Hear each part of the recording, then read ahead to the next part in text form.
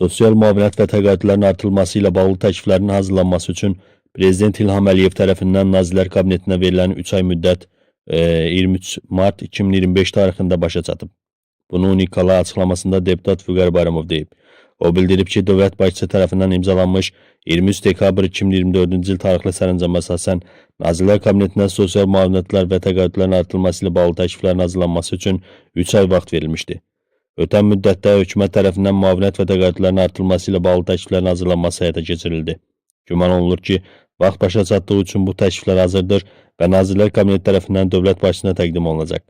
Dövlət başçısına təkliflər təqdim olunduqdan sonra Cənab Prezident tərəfindən müvafiq sənədin imzalanacağı gözlənilir.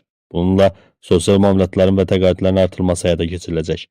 Təkliflər ictimaiyyətə təqdim olunduqdan sonra hansı müavinət və təqaüdlərdə artımın olacağı bəlli olacaq. Eyni zamanda neçə faiz artımın olacağı bundan sonra aydınlaşacaq.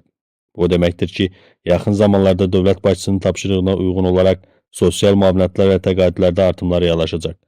Bu deməkdir ki, hazırda müavinət və təqaüd olan vətəndaşlarımızın aldıqları məbləğlərin artırılması istiqamətində adımlar atılacaq.